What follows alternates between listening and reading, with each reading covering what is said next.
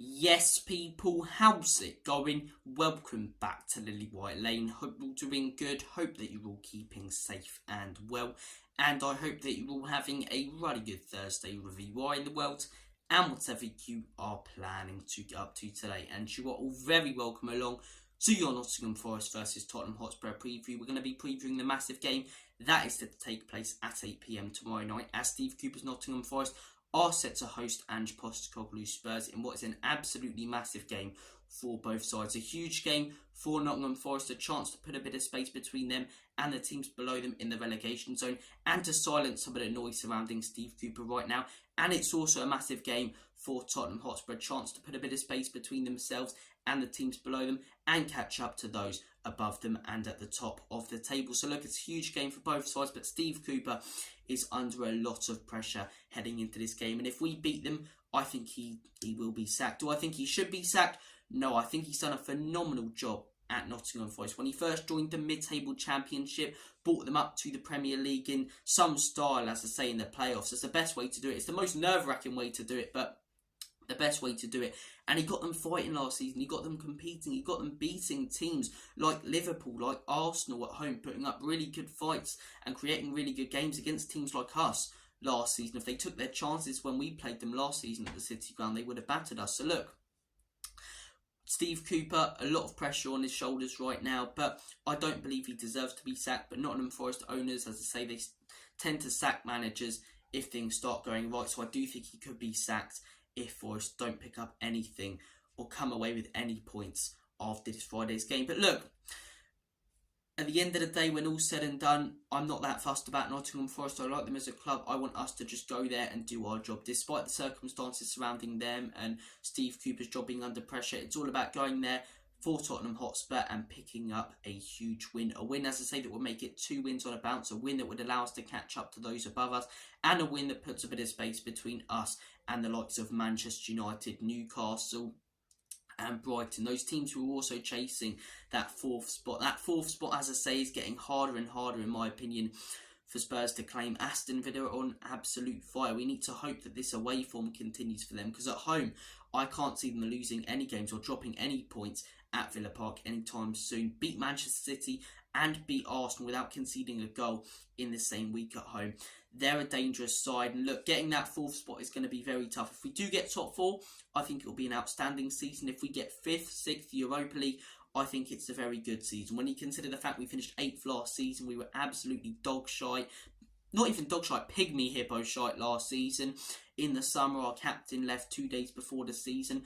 And as Spurs fans, I think we all said we just wanted to see our team play good football, our team improve, and to see a team that cares. Expectations coming down the line for Ange'S and this Tottenham side. And we're seeing a team that cares, even in the games that we've lost this season. It's not like under Conte or Jose where we lose and go out with a whimper. No, we've come out of games that we've lost, instead of saying, we just didn't turn up, saying that we should have taken our chances and we could have won that game. So, look, we're definitely going in the right direction and on the right trajectory, in my opinion. But I'd like to see us pick up 3 points here, because, as I say, 1 win out of a possible 7, it's not good enough, even though it's phase 1 of a rebuild. So, look, we need to win here. It's not going to be an easy game, because those Forest fans are going to be very much behind Steve Cooper. But I think the quality will tell in this game. I think Forest won't be able to keep up with us. And I think if we can make it past those first 10 minutes where the City Ground's rocking, I think we can get the win here. My score prediction, I'm going to go for a 3-1 Spurs win. As I say, I think we've got to ride out those first 20. And if first 10, first 20, just the early stages of the game. Because I think Steve Cooper, as I say, the players know that his job's on the line. They're going to be fighting for him. The fans know that his job's on the line. They're going to be pulling through for him because of everything he's done for their club. That place is going to be rocking in the early stages of that game. I think we've got to get through that. If we can, then, as I say, I think the quality will tell. I think we've got better players than them, more quality. We're playing better football than them. We're a better team overall. And I think we can batter them. I really do, because of the likes of Udogie and Poro going forward and the likes of Heung-min Son. They're not going to be able to compete with the quality that we have in our team. So I'm going for a 3-1 Spurs win. I do think we will concede. I do think Forest will score, but I think it will more be a consolation. Maybe at the end we don't keep our concentration, but I think Spurs will go 2 or 3 up before we do concede. So I'm going to go for a 3-1 Tottenham Hotspur win, and I'd be very, very happy with that. Hopefully December can be a much better month than November was. And yeah, I'll be very, very happy with 3 points here. A point, as I say, it's not the end of the world because of the circumstances, but at the same time, in my opinion, it's not good enough because of our recent form. We need to get back, to winning ways properly. A win against Newcastle and a brilliant performance. If we can replicate that performance, even though this game's away from home, I think, as I say, we beat Nottingham Forest quite comfortably if we can ride out the early stages. So look, we're in need of a win here, in need of 3 points. That would be 6 points out of a possible 6 in our last 2 games. I know that's, a better way of looking at it, instead of looking at it, as in our last 6 games we've taken bloody 4 points. But at the same time, I still think we need to get that run going again. We've been on a bit of a poor run. I understand why, the injuries, the fact it's phase 1 of a rebuild, but get that confidence back in the team. Huge win against Newcastle. Don't, get that big high and then drop straight back down with a loss or a draw here. A big win, in my opinion, gets the confidence flowing, and I believe then if we win here, genuinely, we could go on to win the rest of our games in December. Everton, if that one was at Goodison Park, I think we'd lose. I know their away form has been very good this season, but I think at home, if we play like we did against Newcastle, we've got the beating of most teams, even with the injuries that we've got. So look, I do think we can win that. Brighton haven't been anywhere near as good as they were last season, dropping points. In the Europa League, they've been solid, but in the Premier League, they've been dropping points at home to teams they shouldn't be, the likes of Burnley, Sheffield United, relegation teams. So I think we have to beat them.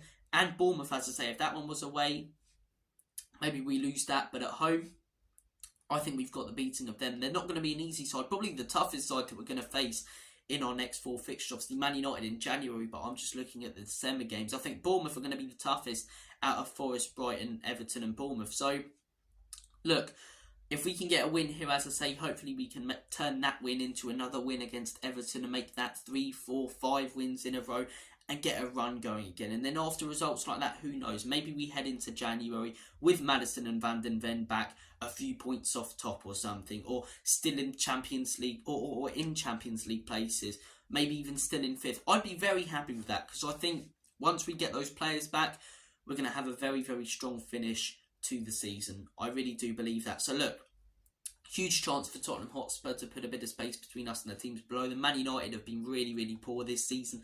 I think the table, as I say, doesn't tell the truth in terms of where they've been this season. They've probably been a worse team than Chelsea, in all honesty, because the performances have just been so dire from Man United. At least this season, Chelsea have shown some fighting games against the likes of Man City. Man United at home, away, 3-0 against Bournemouth, 3-0 against City, 3-0 against Newcastle. Some poor results this season in all competitions for Man United. And you look at the games they've won, they probably didn't deserve to. Sheffield away, Burnley away, they've gotten out of those games by scoring stunning goals when the opposition have been better. So look, I think Man United, as I say, their form will start to tell and they'll start to drop down the table.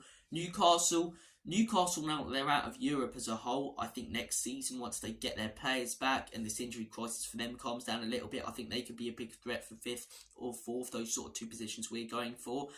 Brighton, I don't think are really a threat. West Ham, we saw, weren't a threat. So, look, in terms of us, I think Man United are dropping below us. I think Newcastle are a team we need to worry about. But right now, it's all about, for me, catching up to Aston Villa. I think the top 3 spots, I know right now Villa are 3rd and fair play to them, but I think the top 3 spots this season are pretty much nailed on to be Man City, Liverpool and Arsenal. So it's that 4th spot that I genuinely believe, if we don't get it, it's not the end of the world, and we didn't expect to get it before the season, but if we can, it's a fantastic season, and there's a real opportunity this season to get it when you look at the form of the likes of Man United and Chelsea. But Villa, I am worried about them at Villa Park. Hopefully they have some more away games soon, man, because at home they're not dropping points anytime soon. I think it's all about catching up to them, but in this game, I've gone with a 3-1 Spurs win. In terms of team selection and lineup, I think you've got to start Vicario in goal when he's fully fit. Udogie and Porro as a left wing back and a right wing back. Both were absolutely phenomenal against Newcastle. Both put in my opinion, their best performances in a Spurs shirt. And if they replicate that performance,